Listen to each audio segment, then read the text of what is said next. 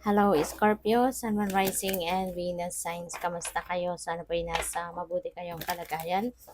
Welcome back po sa Star Tarot. At kung bago kayo dito, welcome din po kayo. Please subscribe, like, share my videos, and leave me a comment kung nakaresonate po kayo. Thank you.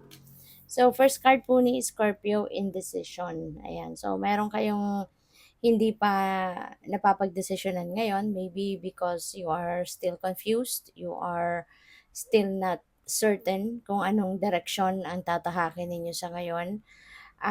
Makakatulong, no, Scorpio, if you are going to do some kind of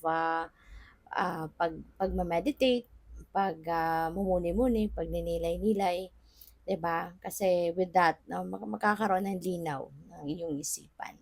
Okay? So, what else? We have broken heart. Maaari yung decision na to na kailangan ninyong gawin is related, no? Pwedeng related dito sa broken heart na to. Kung kunyari, sa relationship ito, romantic relationship, pwedeng ang decision dito na iniisip ninyo is if you're ready now to move on, diba? Or hindi. Are you ready to start a new life, no, na mag-isa kayo at wala na dito yung kung sino man na nakasakit ng iyong damdamin. Pwedeng ganun na ang ganap dito, no? So, siguro nalilito ka of what you are going to do, nalilito pa of what you are going to choose, no, sa inyong sitwasyon sa ngayon. So, pwedeng ganon. Kasi dito sa broken heart, parang nagkaroon dito ng ending. This is 9, and 9 resonates with ending, no? Kaya feeling ko dito baka merong nagtapos na dito na relationship or pupuwedeng magtatapos pa lang. Kasi maaaring ito yung pinag-iisipan ninyo if you are going to, let go of that person, 'no? Baka iniisip mo ngayon, ano kaya, aalisin ko na lang siya sa buhay ko, tatanggalin ko na lang siya, or am I giving him or her another chance? So, maaaring nandoon 'no, sa sitwasyon na 'yon kayo. Kaya medyo kailangan pa ninyong mag-isip. So, don't rush, okay? Don't rush that decision. Pag-isipan ninyong mabuti kasi 'di ba, it is for your highest good. It is for your best interest. Kaya kung ano sa tingin ninyo ang mabuti, so yun ang gawin ninyo. Okay? Pag-isipan, pagnilay-nilayan ninyo, and do not rush things. So, we have hostilities. Ayan. So, Scorpio, maaari na ang iba sa inyo rito is going to, ang iba sa inyo rito is going to be dealing with people or person na, alam mo yun, parang baka sinisiraan ka, 'di ba? Maybe you're going to be dealing with someone dito na sa harap mo, okay, magandang kausap, mabait, pero pagtalikod mo pala, no, kung ano-ano yung sinasabi sa ibang tao, pagtalikod mo pala kung ano-anong paninira, no, ang maaaring ginagawa against you. So, pupuwedeng gano'n. Kaya mag-iingat kayo, no, mag-iingat kayo. Malakas ang inyong pakiramdam, no, you are very empathic, you are very sensitive and intuitive, kaya gamitin ninyo yung ano ninyo 'yan, gift ninyo para anong tawag dito, para ah, ma-figure out ninyo kung sino dito yung alam mo na, yung naninira, sino dito yung may hidden agenda sa'yo, yung gano'n, okay? Kaya maging maingat with the dealings with other people, maging maingat sa mga kailangan ninyong, mag-ingat sa mga bagay na i-she-share ninyo with other people, mga pagkukuwento, do not share with anything na mahalaga sa'yo, 'no, na pupuwedeng panggagalingan ng inggit ng iba, panggagalingan ng alam mo 'yun, ikakasira mo, okay? Kasi you never know, kapag may taong galit sa'yo, minsan kasi kahit wala kang ginagawa, 'di ba, wala kang ginagawang against other people, wala kang sinasabi against them, pero nagagalit sila kasi parang sila yung naiinggit, 'di ba? Kaya mag-iingat kayo of what you share with other people.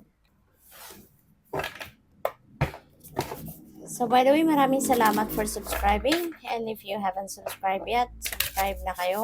And also, maraming salamat din for not skipping the ads. Malaking bagay po yan sa akin. And also, please click the join button sa baba ng video kung gusto po ninyo na mag-join kayo sa membership. Okay? Salamat po. So, we have Desert Passage, Trust, there's a divine plan. Okay? So, magtiwala ka lang, Scorpio, na may plano ang universe para sa bawat isa sa atin. The divine has a plan for each and every one of us. Okay? Kaya it's better if sumabay ka na lang sa agos ng buhay, surrender to the natural ebb and flow of life, at ang mahalaga din na lagi kang makikinig, lagi kang susunod sa kung ano yung bulong ng intuition mo because that's divine guidance. Dadalhin ka niyan sa tamang path, no, sa buhay mo. So, we have reaching your destination, your light is shining brightly. So, maaari na malapit mo nang makamit, no, ang inyong tagumpay, malapit mo nang makamit yung mga um, malapit mo nang marating kung ano man yung mga ano mo, mga pangarap mo, malapit mo nang makuha yung goal mo, yung ganon, no? Kaya napakaganda nito. So, continue to work hard, no? Continue to focus on, kung ano man yung mga bagay na gusto mong pagfokusan, continue to do that at malapit mo nang makuha, malapit mo nang makuha yung mga hinahangad mo sa buhay, pinapangarap mo. So, we have Journey by Moonlight, Believe in Magic. Kasi lahat, diba, lahat naman nangyayari sa buhay natin happens in a very magical way. Diba?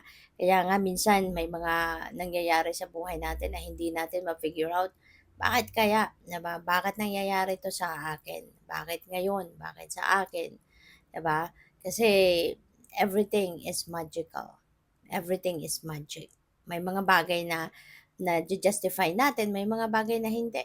Kasi only God knows kung bakit nangyayari ang mga sitwasyon na yan. No? So, magtiwala ka lang. No? Just believe in magic. Parang ano yan miracle din. Diba?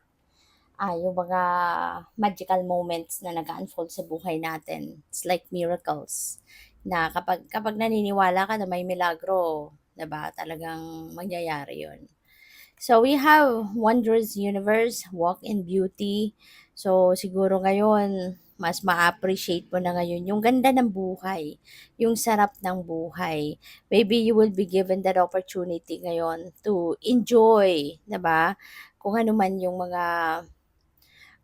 mga nag-unfold sa buhay ninyo sa ngayon, ma-appreciate mo 'yan sa ngayon. Maaari na marami din mga magagandang bagay ang mangyayari, maraming magagandang sitwasyon ano, ang mag-a-unfold sa buhay ninyo sa ngayon na mas ma-appreciate mo yung sarap at ganda ng buhay.